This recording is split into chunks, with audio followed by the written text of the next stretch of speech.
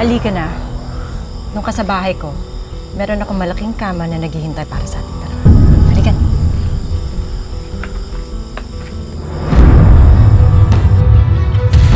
Umalis ka na, Scarlett. Sobra-sobra na yung panggugulong ginawa mo sa pamilya ko. Ito pa ang gusto mong buhay. Mahirap ka na nga sa daga. Panis pa yung asawa mo. Huwag na huwag mong pagsasalitaan ang asawa ko. At para lang malaman mo, Scarlett, siya ang pinili ko, hindi ikaw.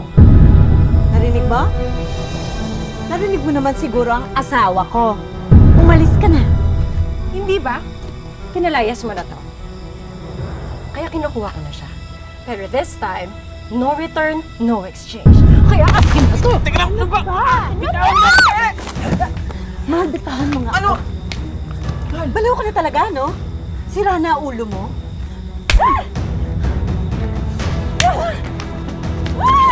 Hindi ko lang mukha mo talaga, mahal! Mahal! Mahal! Mugas ka!